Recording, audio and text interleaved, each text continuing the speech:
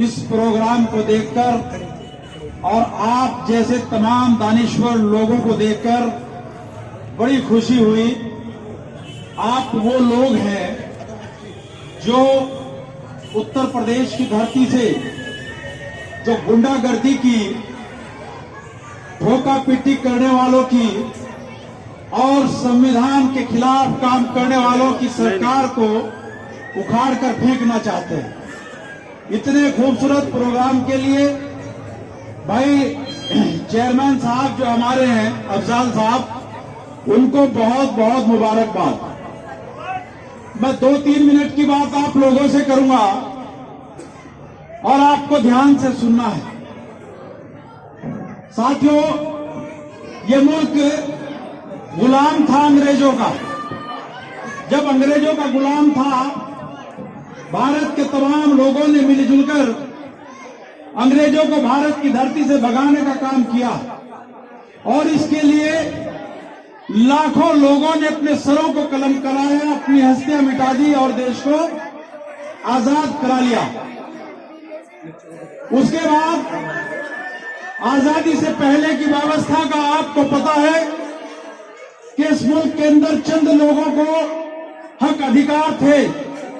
समाज का जो 85% तबका था, SC, SC, OBC और माइनॉरिटीज के लोग, उनको इस मुल्क के अंदर कोई हक अधिकार नहीं था। बल्कि यह व्यवस्था थी कि एक तबके के मुंह के आगे हांडी और पीठ के पीछे झाड़ू और हाथ में घंटी हुआ करती थी।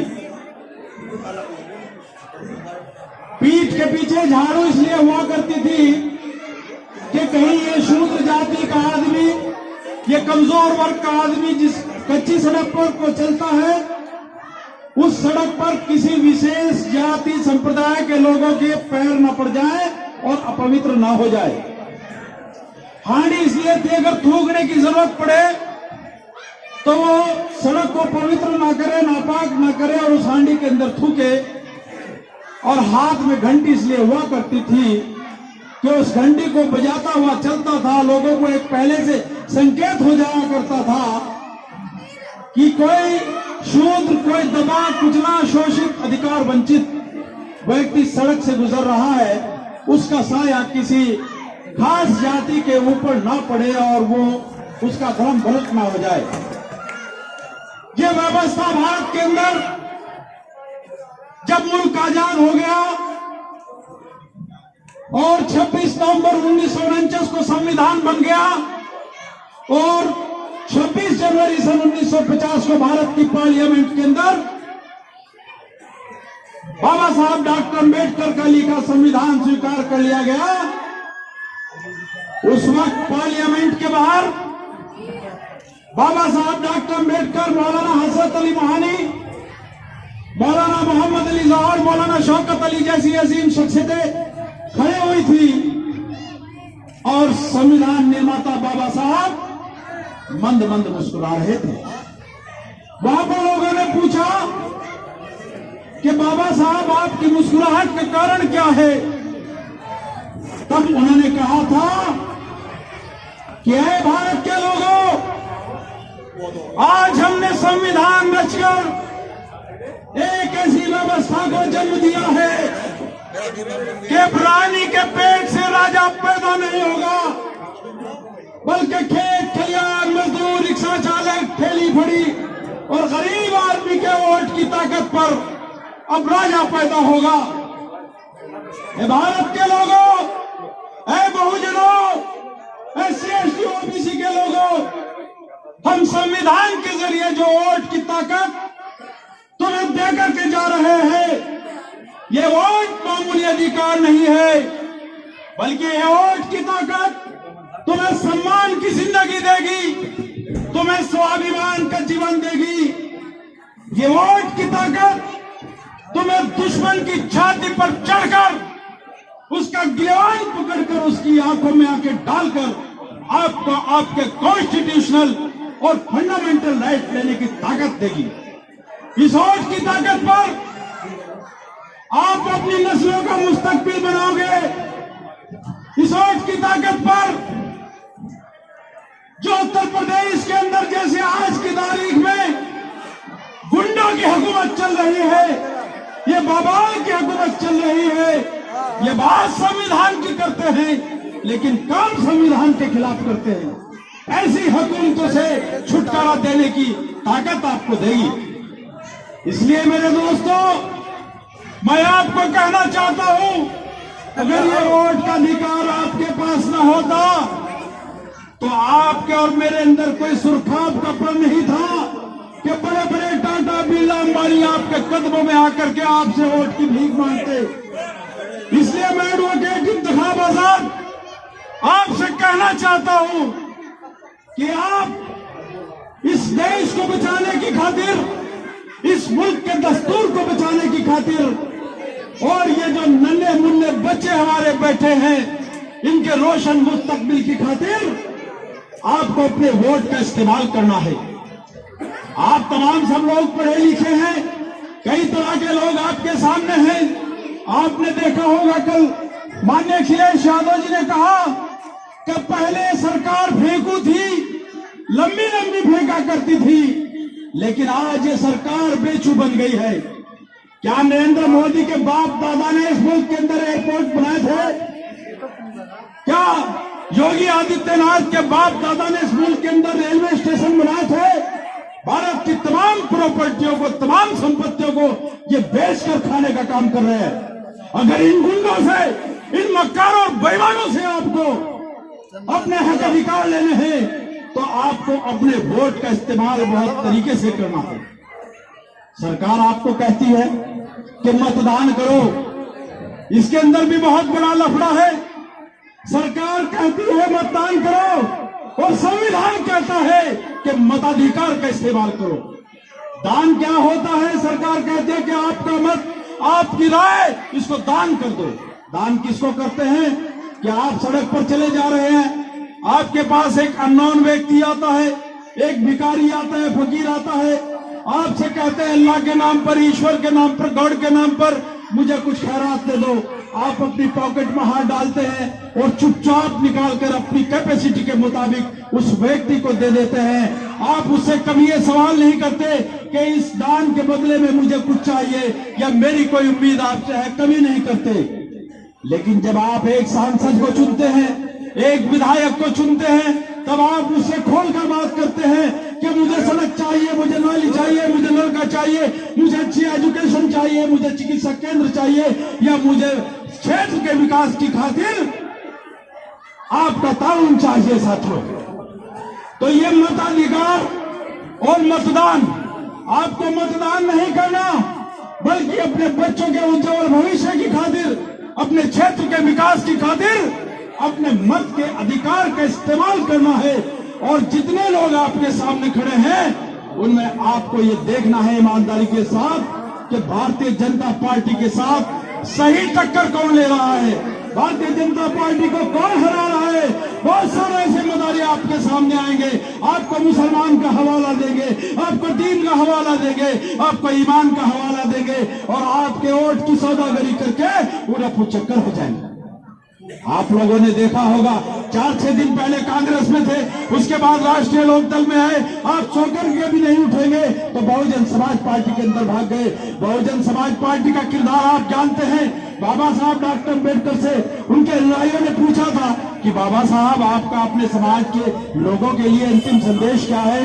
बाबा साहब ने कहा था कि मैं जिस कारवां को मनुवादी व्यवस्था से लड़कर, अंग्रेजों से, नेहरू और गांधी से लड़कर मैं इस मुकाम तक लाया हूं, मेरा अपने समाज के लोगों को आह्वान है कि मेरे समाज के लोग इस कारवां को आगे बढ़ाएं, और अगर आगे भी नहीं बढ़ा सकते तो इस कारवां को पीछे भी ना जाने दे। लेकिन साथियों, जब से मायावती वजूद में आई, जब से बहुजन समाज पार्टी वजूद में आई, क्या बाबा साहब का वो सपना पूरा हुआ? क्या मौलाना ने शौकत अली का वो सपना पूरा हुआ? क्या मौलाना हसरत अली मोहानी का वो सपना पूरा हुआ? क्या जिसमें उन्होंने अंग्रेज लंदन के अंदर बाबा साहब को समर्थन देकर के वहां आपके लिए वोट किया, आपके लिए हक अधिकारों की लड़ाई लड़ी थी? बहुजन समाज पार्टी जब भी सत्ता में आई आपको तबाह और बर्बाद करने का काम किया, समाज को तबाह और बर्बाद करने का काम किया। तो साथियों, मैं आपको बता रहा था, जो कैंडिडेट बहुजन समाज पार्टी का आपके सामने है उस पर आप विश्वास मत करना। जो आदमी, पार्टी बदलना बहुत छोटी बात है, दल बदलना बहुत छोटी बात है। जो व्यक्ति अपनी जात बदल दे, आप गंगों के अंदर जाकर के देखिए कि वहां की सीट रिजर्व हो गई थी पिछड़ी जाति के अंदर। जब वो सीट रिजर्व हुई तो उन लोगों ने आपके हक अधिकारों पर डाका डालने की खातिर पिछड़ी जाति का सेक्स सर्वरी का सर्टिफिकेट बनवा करके आपके हक अधिकारों पर डाका डालने का काम किया। और आज आप उन शैतानों को, उन बेईमानों के बहकावे में आकर के इस देश का दबाव बर्बाद करना चाहते हैं। मैं एडवोकेट इंतखाब आजाद आपसे कहना चाहता हूं, अगर भारतीय जनता पार्टी को भारत की धरती से उखाड़ कर फेंकना है, अगर योगी आदित्यनाथ को गोरखपुर भेजना है, अगर मोदी को फिर से उसके कंधे पर झोला देना है, तो आपको उत्तर प्रदेश की धरती पर सब भारतीय जनता पार्टी को उखाड़ फेंकने की खातिर समाजवादी पार्टी का समर्थन करना होगा। जो समाजवादी पार्टी के कैंडिडेट है चौधरी सिंह, इनके साथ बड़ी तादाद में मैं एज ए पत्रकार तमाम इलाकों में घूमा, बहुत सारे इलाकों में गया। आप लोग मेरी शक्ल अब देख रहे होंगे, चारों तरफ तूफान है, बड़ी तादाद में मुसलमान नहीं बढ़ रहा, गुज्जर इनके साथ खड़ा है, दलित पिछड़ा वर्ग का एक बहुत बड़ा वर्ग इनके साथ खड़ा है। और मैं बता रहा हूं, निश्चित रूप से समाजवादी पार्टी की जीत होगी। और समाजवादी पार्टी की जीत होते ही उत्तर प्रदेश की धरती से योगी आदित्यनाथ, जो पार्लियामेंट में खड़ा होकर के फबक फबक कर रो रहा था, चिल्ला रहा था, वो सारे उत्तर प्रदेश की धरती को छोड़ करके भाग जाएगा। साथियों, मैं एक आखिरी बात आपको कहकर जा रहा हूं, अब वक्त आ गया है संविधान के तहफ्फुज़ का, अब वक्त आ गया है जमहूरियत के तहफ्फुज़ का। डॉक्टर अम्बेडकर ने कहा था कि सवाल ये नहीं कि मौत के बाद जीवन है कि नहीं, क्या कहा था कि सवाल ये नहीं कि मौत के बाद जीवन है कि नहीं, असल सवाल ये है कि मौत से पहले आप जिंदा हो कि नहीं। योगी आदित्यनाथ को भगाने की खातिर आपको एक एक वोट मुत्तहिद होकर समाजवादी पार्टी को देना होगा, नहीं तो एडवोकेट इंतखाब आजाद की बात रिकॉर्ड करके रख लेना कि भारत के अंदर 2022 का ये चुनाव है, 2024 का चुनाव भारत के अंदर नहीं होगा। उसके बाद पूरी तरीके से मनुस्मृति की व्यवस्था भारत के अंदर नाफिज हो जाएगी। पहले आपने 1 जनवरी को इलाहाबाद से दैनिक जागरण अखबार पढ़ा होगा, उसके पहले पन्ने पर लिखा हुआ है हिंदू राष्ट्र संविधान। उसकी परिकल्पना क्या है उसको आप पढ़ करके देखिए और आपको पता चल जाएगा कि भारतीय जनता पार्टी के लोग ये कौन सा हिंदुस्तान, कौन सा हिंदू राष्ट्र बनाना चाहते हैं। मैं 1 मिनट में अपनी बात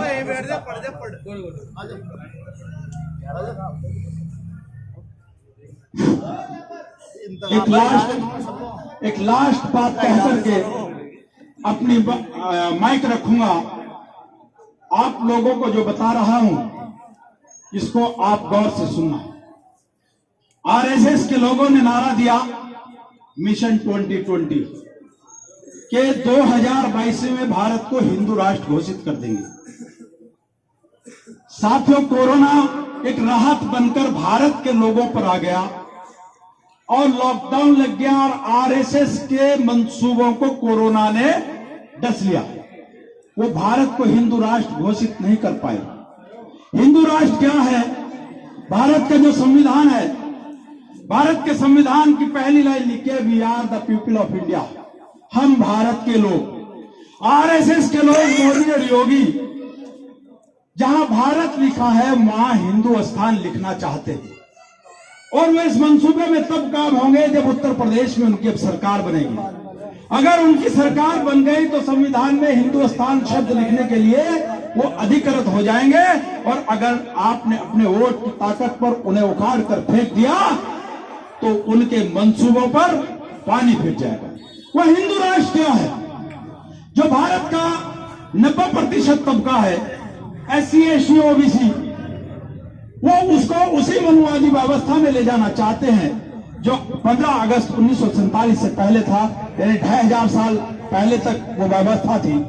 उसके अंदर क्या होगा कि अगर ये घेर मोहम्मद अफजल खान साहब का है और ये राष्ट्र हिंदू राष्ट्र बन जाता है, सेकुलरिज्म का ठप्पा संविधान से हट जाता है, तो कोई आएगा आरएसएस का आदमी कहेगा अफजल खान साहब ये घेर आप खाली करिए, ये मेरा है। अफजाल साहब कहेंगे कि मेरे बाप दादा पुरखों का घेर है, आप इसको कैसे खाली करा सकते हैं।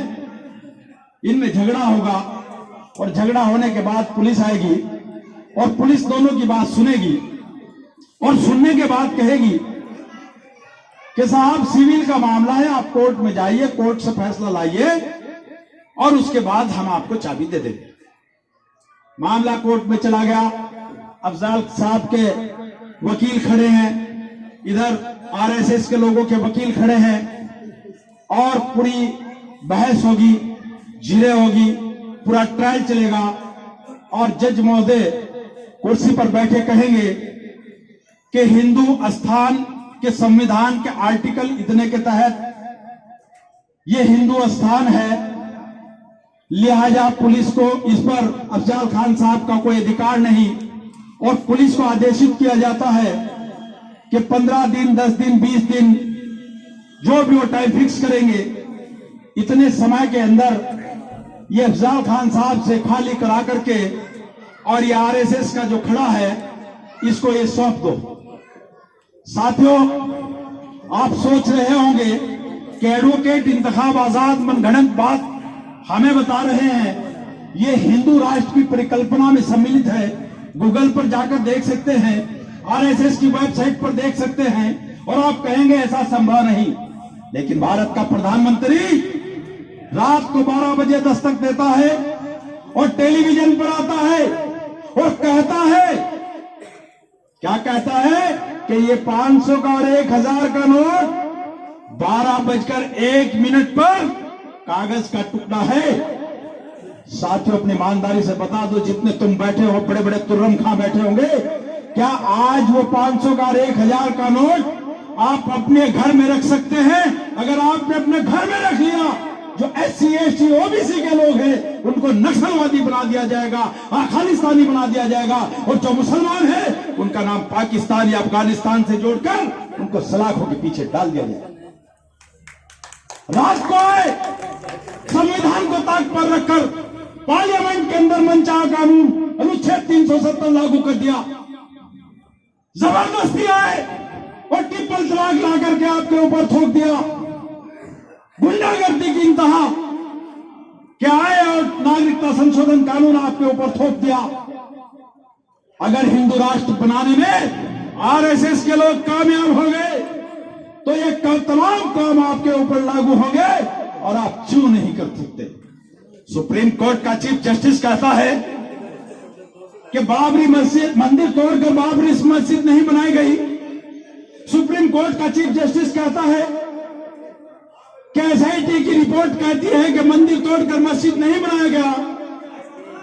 सुप्रीम कोर्ट का जस्टिस ये भी कहता है कि 6 दिसंबर 1992 को मस्जिद शहीद करके घोर अपराध किया गया है, संविधान की धज्जियां उड़ाई गई है। लेकिन कमाल की बात देखे, वही सुप्रीम कोर्ट का जज संविधान को ताक पर रखकर कहता है आस्था का प्रश्न है, राम ही पैदा हुए। तो इसलिए मैं कहना चाहता हूं आपसे, अगर संविधान को बचाना है, जमहूरियत को बचानी है, इन नस्लों के मुस्तकबिल को बचाना है, अपनी अच्छी जिंदगी गुजारनी है, तो किसी के बहकावे में ना आए। इन लोगों को हम पिछले 40-45 सालों से देखते आ रहे हैं। इस वक्त संविधान को बचाने की जरूरत है, लोकतंत्र को बचाने की जरूरत है। अगर लोकतंत्र नहीं बचेगा, संविधान नहीं बचेगा, तो आपके सामने ना तो एडवोकेट इंतखाब आजाद बोल सकते, ना अफजाल साहब बोल सकते, ना आशीष प्रधान और जिलानी साहब कुछ कर सकते। इसलिए साथियों, 14 फरवरी को आपको मतदान नहीं करना, इस देश को बचाने की खातिर, अपने रोशन मुस्तकबिल की खातिर अपने वोट का इस्तेमाल करना है। और गठबंधन के प्रत्याशी भाई चौधरी इंदर सेन जी, उनको अपना एक वोट देना है।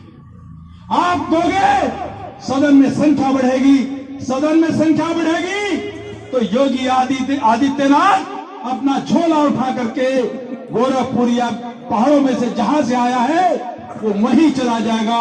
और अगर आपने उसको भेजने का काम नहीं किया तो साथियों, फिर जो गुंडागर्दी आपके सामने चल रही है, जो गुंडागर्दी, जो जुल्म और सितम, जो संविधान को, अदालत को ताक पर रखकर ठोका पिट्टी का सिलसिला चल रहा है, ये और तेज हो जाएगा, ना जाने किस पर ये कहर बनकर टूट जाएगा। इसलिए अपने वोट का इस्तेमाल बड़ी ईमानदारी के साथ करना है। ये वोट का अधिकार भी आपको कोई ऐसे वैसे नहीं मिला। ये अफजाल खान साहब जानते हैं कि जब संविधान सभा का चुनाव डॉक्टर अम्बेडकर को हरा दिया गया, तब नेहरू ने गांधी से कहा कि गांधी जी, डॉक्टर अम्बेडकर के लिए संविधान सभा के दरवाजे तो बहुत बड़ी बात है, हमने रोशनदान खिड़कियां भी बंद कर दी।